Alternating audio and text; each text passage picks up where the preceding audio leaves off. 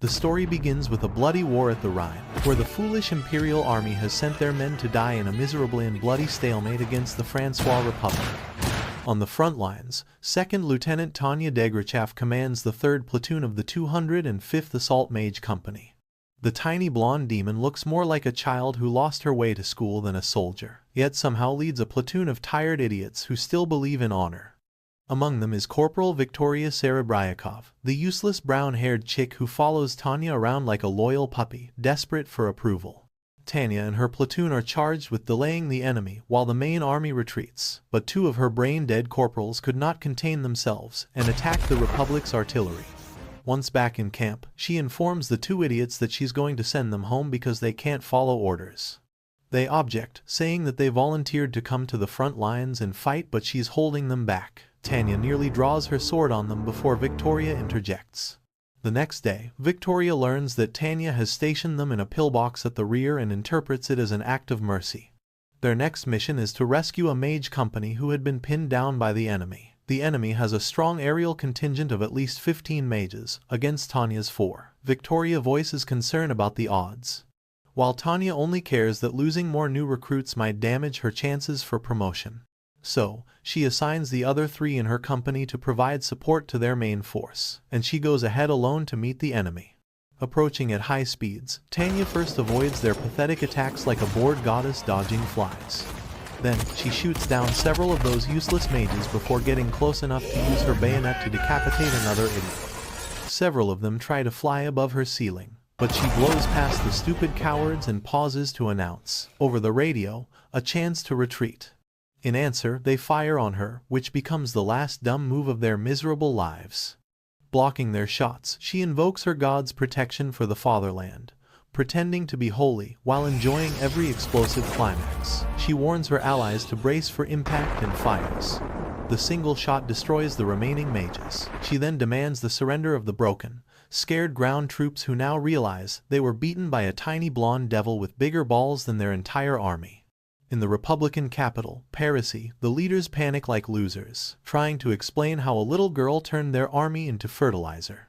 They nickname her the Devil of the Rhine, unaware that she probably takes that as a compliment.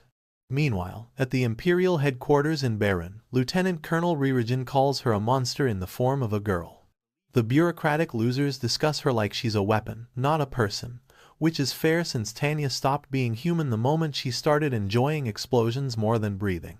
Back at the Rhine, Victoria discovers what happened to those twouseless mages that Tanya sent away. Enemy artillery shelled their rear area pillbox, killing them instantly. The naive fool mourns them, not realizing Tanya planned their deaths from the start. The tiny devil in uniform had already predicted the enemy's strike and turned disobedience into punishment by fate. In Tokyo 2013, a miserable salaryman spends his life being a spineless corporate zombie until the day karma gives him an eviction notice. After being fired by his supervisor, the emotionally bankrupt loser finally snaps and shoves the man in front of a train. The moment the supervisor falls, time freezes, and a strange presence hijacks reality. The being claims to be God, though the soulless salary drone immediately calls it fake and names it Being X. The cosmic attention seeker gets insulted by this lack of faith and decides to teach him a divine lesson. With pure pettiness, it reincarnates the salaryman in an alternate world, resembling 1913 Europe, a cruel playground where war, poverty, and divine irony mix freely. The man is reborn as Tanya Degrachev, a tiny blonde demon in human disguise, living in a miserable orphanage in Reborn. The staff are pathetic saints on autopilot, feeding crumbs to children and calling it charity. Routine tests soon reveal the immense magical ability of Tanya. That is a gift wasted on the ugly child genius, who dreams not of glory, but of stable employment. Seeing the Empire's army as the safest career option, she enlists, trading the orphanage's soup for military rations that somehow taste worse. Tanya's cold efficiency turns heads, and soon she's ordered to train new cadets. The ruthless little drill sergeant breaks spirits for fun, making the students cry harder than the enemy ever will. Even Lieutenant Colonel Reincarnation, her superior, can't decide if she's brilliant or just a psychotic gremlin in uniform. By 1923, the 9-year-old Nightmare serves as an artillery observer during the Empire's northern invasion. Lieutenant Colonel Anson Su, a heroic idiot chasing glory, attacks with his mages, and Tanya receives orders to delay them alone. The sadistic angel of death complies, tearing through the skies and holding the line despite heavy injury. Her gamble pays off, the Empire wins, and she limps home decorated with the Silver Wings assault badge. Instead of rest, the army dresses her up as a national hero, parading the child-sized psychopath before cheering crowds. After recovering from her injuries, Tanya is reassigned to the tactical instructor squad far from the battlefield, which finally gives the tiny warmonger a chance to breathe. The relief doesn't last long. She is ordered to test the Elenium Type 9-5, a new computation jewel meant to revolutionize magic warfare. Unfortunately, it behaves like a possessed bomb disguised as science, proving more dangerous than the enemy's artillery. Chief Development Engineer Adelheid von Schugel, the mad scientist with delusions of genius, pushes her to the brink of death again and again, proudly calling each explosion progress. The unstable device nearly kills everyone within range, forcing Tanya to criticize the entire project with the precision of someone who has already died once. She requests a transfer, which the military gladly approves, partly to save her, mostly to avoid explaining why their best child soldier keeps getting electrocuted in the lab. The scientific idiots freeze the project, believing it unsalvageable. That night, the universe decides Tanya's life isn't chaotic enough. Being X returns, hijacking a nutcracker doll to mock her lack of faith. The divine stalker whines about her disbelief, while Tanya dismisses the performance and smashes the doll like a bored exorcist. She wakes the next day thinking it was a dream, until she finds Deus Lo Volt written beside her bed. The message, like everything else from Being X, reeks of divine harassment. During one last experiment, the Type 9-5 again threatens to explode, but this time, Being X performs a so-called miracle, stabilizing it to prove his power. The cosmic pervert links the jewel's stability to prayer, turning it into a divine leash disguised as a gift. The Type 9-5 now works only for Tanya and amplifies her strength immensely, but only if she prays before using it. To her, this is not a blessing, it's a holy curse with a built-in humiliation kink. By the next year, the Empire throws her back to the front lines, proving that the idiots in command never learn. Headquarters later decides she deserves officer training, and she drags Victoria along. The two prepare to return to Reborn, unaware the generals are already planning another suicide squad called a Rapid Response Unit. 6 months after leaving the front lines, Tanya continues training at the military academy, where she dominates her studies like a tiny dictator in a school uniform. The other cadets look up to her brilliance without realizing she's only there to avoid dying on the battlefield again. General Zetor finds her in the library and decides to test her mind. She predicts the obvious, that the Empire's endless stupidity will lead to a world war. Her suggested strategy focuses on fast mage units, capable of striking hard and retreating faster. A plan meant to save lives, but mostly to keep her own from exploding again. Zetor, the old war addict, is impressed by her ruthless logic and demands a written report. Tanya smells promotion and plays along, turning strategy into self-preservation. Later, at a cafe, Tanya encounters Captain Uger, a rival cadet who looks like a stressed-out father trapped in a teenager's competition. He admits he's more worried about his family than the war, and fears his daughter might one day be forced to fight. Tanya, the emotionally bankrupt genius, manipulates him with sweet poison, convincing him to drop out for a safer desk job. By destroying his dreams, she clears her own path to the top. Zetor forwards her report to General Kurt von Rudersdorf, who loves the idea of a rapid response mage battalion. During a high-level meeting, Zetor presents the plan, and the brain-dead command staff approve it instantly, without realizing it just made Tanya their front-line guinea pig again. Rirujan, hearing the news from the Western Theater, nearly loses his mind. The eternally frustrated officer can't believe the Empire just gave its most dangerous child control over a new unit. That night, Tanya is invited to dinner and informed that she will command a 48-member rapid response battalion as a newly promoted captain. The tiny war criminal in training feels horror creep up her spine. This position is deadlier than the front lines she escaped. She tries to delay the project, but the universe hates her too much. A newly promoted Victoria arrives, assigned as her aide, smiling like the useless angel of doom she is. With no excuses left, Tanya watches her fate march forward. Tanya begins her next nightmare by testing every applicant who dares to join her new battalion. The tiny drill demon quickly discovers that most of them are pathetic amateurs who can barely fly straight, let alone survive a war. Her recruitment rate sinks faster than their confidence, prompting her superiors to complain that her standards are too high. The desk-bound idiots forget that she is training soldiers, not circus clowns. Eventually, she accepts a compromise, taking in the weaker mages with the promise to turn them into competent killers within a month. She is granted full control of the training process, which is equivalent to handing a chainsaw to a toddler and calling it leadership. Tanya designs a brutal training program that would make even hell file a complaint. She pushes her recruits past exhaustion, hoping fear and pain will drive them to quit. The cowardly weaklings almost die several times, but instead of dropping out, they cling to life in pure terror. Rumors spread that quitting will lead to an even worse fate: Tanya's personal attention. Somehow, that fear turns into motivation. A few even start admiring her, mistaking abuse for inspiration. By the end of the month, Tanya's nightmare army evolves into the elite 203rd Aerial Mage Battalion, nicknamed the Pixie Battalion, a misleadingly cute name for a group of skyborn psychopaths. Their first mission sends them to the Grand Duchy of Dacia, whose forces have dared to cross imperial borders. The battle is laughable. The Dacians, a collection of antique soldiers and clueless farmers, bring rifles to a magic fight. They have no mages, no anti-air weapons, and no idea what century it is. Tanya's unit massacres them effortlessly, turning the sky into a fireworks show of failure. To test her battalion further, Tanya leads them toward the Dacian capital, locating a Republic-backed arms factory left completely undefended. International law demands they declare their attack first, but Tanya, being the sadistic genius, uses her innocent childlike voice to make the announcement over the radio. The factory workers dismiss it as a prank, never realizing they've just received their death notice. The 203rd obliterates the facility, reducing it to rubble before anyone can react. The angel-faced devil returns to base satisfied. At the Imperial headquarters, a room full of fat, arrogant losers discuss the Empire's grand strategy. They boast that Dacia will be fully occupied before winter, though their maps look more like children's doodles than war plans. The fools conveniently ignore that the Empire is still bleeding on two fronts, against both the Entente and the Republic. They decide to focus on crushing the Entente first, pretending confidence while secretly panicking about their lack of supplies. Their plan to win the war with half-empty warehouses and overworked soldiers feels like watching idiots trying to patch a sinking ship with paper. In the end, an order is sent for the 203rd Aerial Mage Battalion to move north to Norden and fight against the Entente Alliance.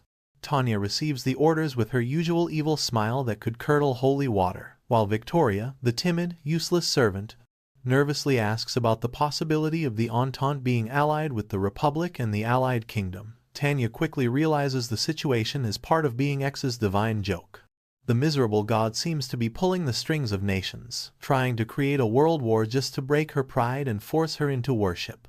Tanya swears internally that she would rather burn the world than bow down to that divine creep with control issues.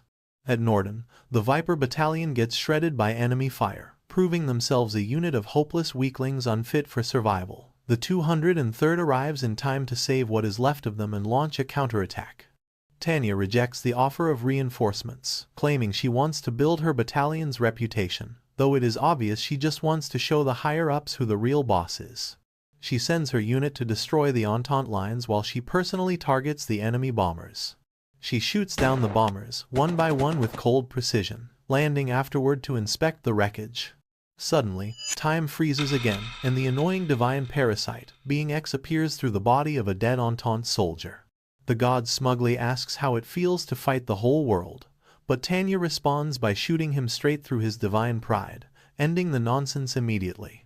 Later, she discovers and obliterates a hidden Allied observation post spying on her unit, turning it into dust for good measure.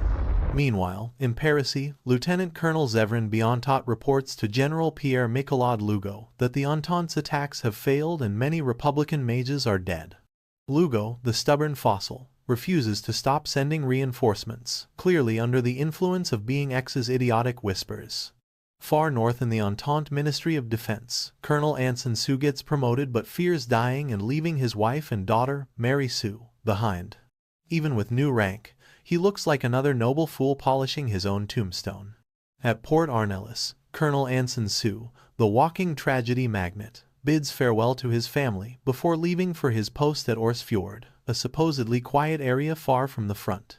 The man clings to peace like a fool cling to hope, believing distance from war means safety. Days later, he finds a rifle sent by his daughter as an early Christmas gift, a sweet gesture that will soon turn into a cosmic joke. In the north, the Imperial Army's brain trust gathers for yet another meeting of overpaid strategic idiots. Tanya, the tiny war economist, proposes a strategic retreat to shorten supply lines and conserve resources. Her logic is sound, but the generals treat good advice like poison. She argues that rushing into battle now would drain their forces before spring, yet the suicidal geniuses choose an immediate offensive anyway, all for the glory of dying sooner. Later, Tanya talks with Rierugen and Rudersdorf, connecting the dots that the offensive is just a distraction. The real plan involves an amphibious strike behind enemy lines. Rudersdorf, the battle-hungry grandpa, assigns the 203rd Aerial Mage Battalion to attack the heavily defended Orsfjord ahead of the main fleet. Tanya receives the order like a death sentence wrapped in patriotism. At Orsfjord, the battle erupts into chaos. The 203rd faces fierce resistance from mages led by none other than Colonel Sue. The unlucky family man turns out to be tougher than expected, forcing Tanya to lead her first company head-on. She sends the second and third companies to obliterate the coastal cannons, clearing the way for the Imperial fleet. The storm of magic and fire reduces the enemy defense to ashes, allowing Imperial troops to land and seize control of the railroads. Sue's battalion falls apart under the 203rd's brutal assault. In their final clash, Tanya drives her bayonet straight through him, ending both his mission and his legacy. The battle-hardened angel of death watches him fall into the freezing sea, taking his daughter's Christmas gift to the grave. She retrieves the rifle from the waves, claiming it as her own, a twisted souvenir of fate's bad humor. Far away in Arkansas, Mary Sue and her mother listen to the radio as news breaks of the massacre at Orsfjord.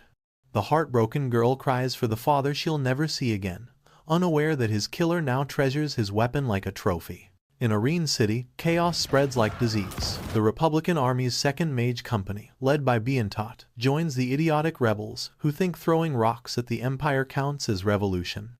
The rebels now control the main railway line, choking Imperial supply routes like a noose of stupidity. The 203rd Aerial Mage Battalion is ordered to crush the uprising by any means necessary, even if it means civilian casualties. Tanya, the smiling war demon, accepts the order without blinking, proving once again that empathy died long before this war did. When the 203rd arrives, they find Arene fortified with guns, barricades, and false hope. The rebels shout about freedom but hide behind their neighbors. Strategic Command already has a brilliant loophole in mind. Under international law, once an evacuation order is ignored, every person left behind becomes a legal target. The bureaucratic psychopaths call it justice wrapped in paperwork. Tanya sees it as free target practice.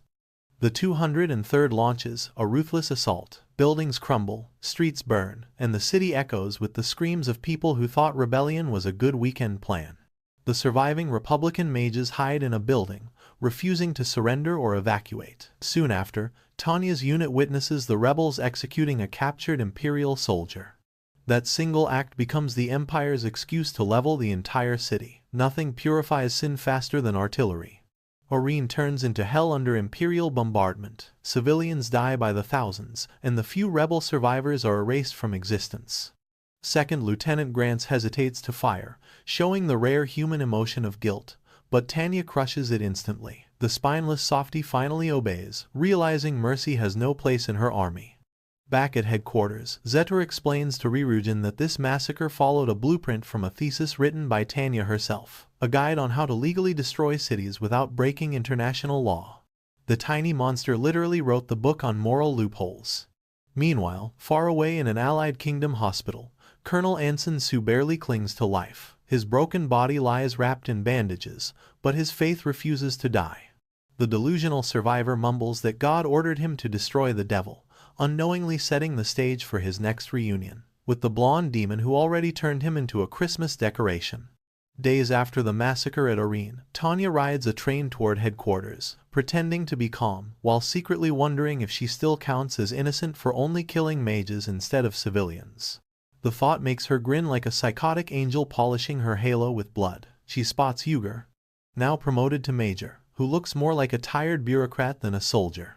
He tries to act clever, but his dull answers make Tanya's sharp brain ache. He informs her about an upcoming massive operation where her battalion will act as rearguard, meaning they get to clean up after everyone else's failures, like janitors of war with bigger guns. At headquarters, the overfed military geniuses finally notice that the Arene uprising destroyed rail lines, turning supply movement into a nightmare. Von Zetter declares that they need a paradigm shift, a phrase that probably makes him feel smarter than he is. He explains that the Empire should stop dreaming about forcing surrenders and instead focus on depleting the enemy. In short, he plans to withdraw from the Rhine and trick the Republic into chasing them. It sounds bold on paper, but from these clowns, it feels like watching drunks plan a magic show with explosives. The 203rd Battalion is ordered to make it look like the Empire is preparing an advance. Tanya leads the act, facing a strong enemy force with dangerous mages who actually know how to fight. One of her companies loses 60% of their idiots before command orders retreat, but Tanya insists they keep fighting longer to maintain the illusion, proving again that she values strategy over mercy. Moments later, she gets hit by an artillery shell, leaving the rest of her soldiers thinking their tiny devil just got blown off her broomstick. The Empire successfully pulls off the fake retreat, and the Republic foolishly plans to advance. That night, 2nd Lieutenant Warren Grant treats Victoria's wounds with the care of a trembling child. The useless brown-haired mess tries to comfort him, explaining that Tanya meant High Command was to blame for Arene, not him. At HQ, Reborn praises Tanya's role in the success, though his face shows the pain of having to respect someone who scares him. Tanya quickly connects rumors and realizes they are developing new technology. Her favorite scientist, Dr. Schugel, appears again, looking like madness, wearing a lab coat. He introduces rockets called Von Second, powered by hydrogen, boasting they can reach Mach 1.5. Tanya questions the plan's sanity, especially after hearing the rockets will carry mages inside them. Even Reborn looks ready to vomit. The night before launch, Weiss admits to Grants that he can't relax, knowing he's about to ride a flying bomb. At HQ, preparations move forward, traps are set, and the strongest mages, including Tanya, are loaded into the rockets. After giving a motivational speech hotter than rocket fuel, she lets Dr. Schugel launch them into the sky. The rockets tear through the clouds, and just before impact, the mages activate the mechanism to allow them to parachute to the ground.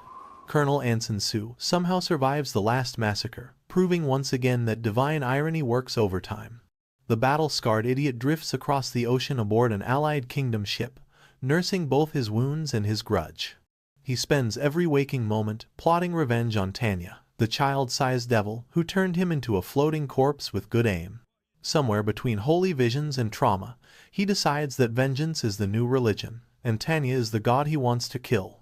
Meanwhile, Operation Shock and Awe finishes with brutal efficiency. Tanya's 203rd successfully wrecks the Republican command and withdraws via submarine, a ride so cramped that the elite killers start resembling sardines in uniform. The Imperial High Council, however, is busy facing the government's army of paper pushers, who demand to know why they ordered a retreat that exposed manufacturing plants. The political vultures circle the generals, hunting for someone to blame. Zetur, calm as ever, stalls for time, waiting for Tanya's unit to confirm their success before these clowns start cannibalizing each other. Once the report arrives, Zetur announces the next phase, Operation Lockpick. The plan is pure chaos dressed as brilliance. The traps left behind by retreating Imperial troops detonate in perfect sequence, turning the battlefield into a fireworks show of Republican failure. Thousands of confused soldiers vanish in smoke and debris, their victory march replaced by screams. With their communications destroyed, the Republic army collapses into total disorder.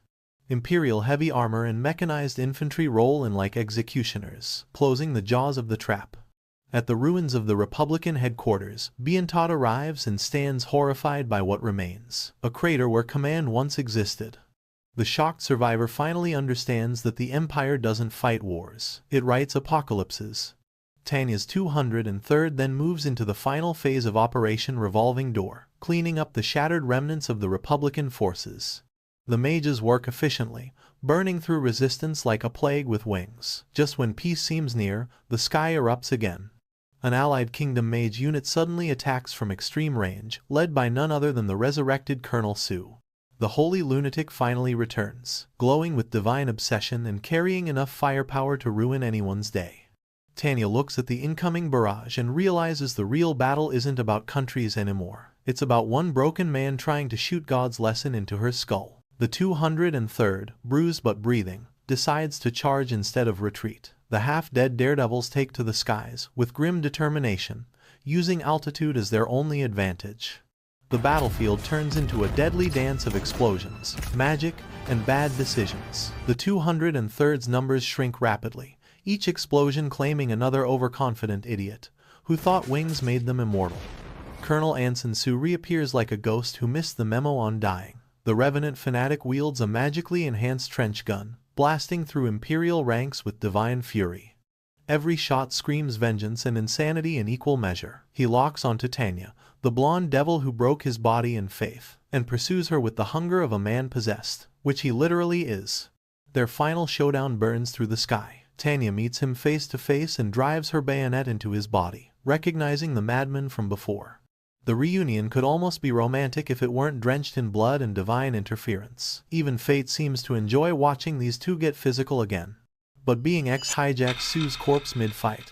Victoria, the clumsy guardian angel, intervenes, saving her commander from divine molestation. Tanya responds with pure rage, unloading her entire magazine into Sue's chest. Covered in blood and smoke, Sue detonates an explosive in one last act of divine stupidity. Tanya and Victoria brace themselves and survive the blast, barely standing when Imperial reinforcements arrive. The allied kingdom mages flee, proving once again that courage always has a breaking point. The 203rd, though battered, survives the battle with most members alive, an impressive result for a unit that constantly flirts with extinction. Back in the West, the Republic's defenses finally collapse. After the catastrophic failure of Operation Revolving Door, the Republican Army abandons Parisy, letting Imperial troops waltz in like uninvited guests, claiming someone else's house.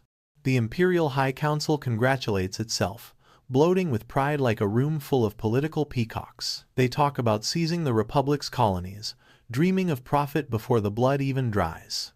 On a captured beach, the 203rd celebrates victory. Tanya and Victoria sit apart, too aware that the world's quiet never lasts. Tanya suspects the Republic is preparing to evacuate by sea and launch another counterattack, but her request to strike Brest is denied. The war goddess in uniform curses her luck, trapped by bureaucrats who fear her more than the enemy. The Empire throws a nationwide celebration, believing the long war is finally over. The streets fill with music, pride, and delusional idiots toasting to peace. Every politician smiles for the cameras, pretending they ended history's biggest slaughter through brilliance instead of luck. Tanya, the tiny realist surrounded by fools, remains the only one not drunk on victory. She explains to Ririgen that the truce is nothing but an illusion.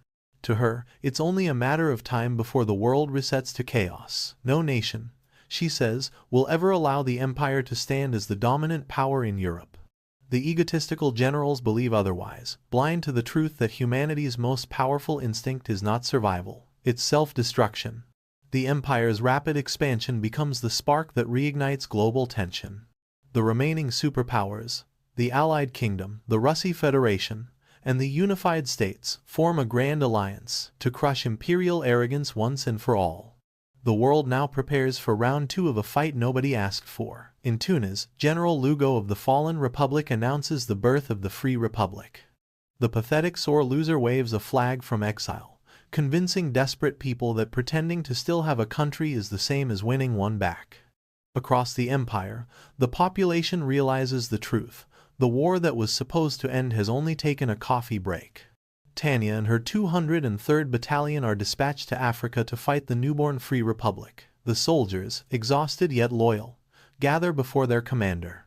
Tanya delivers another cold sermon, declaring that this war is proof that God has failed and that humans now hold the power to shape destiny. Even divinity must feel small when a child soldier steals the spotlight. She tells her men that soldiers, not gods, now decide the fate of nations. To her, this is not just war, It's rebellion against being X itself. The smiling war goddess once again challenges the heavens, armed with bullets, sarcasm, and zero faith. Far across the ocean, in the unified states, Mary Sue finally enters the stage. This naive avenger, blessed by divine nonsense, enlists in the U.S. Army, fueled by the burning need to avenge her father's death. This new faith gives her strength, but also turns her into another puppet on being X's holy string.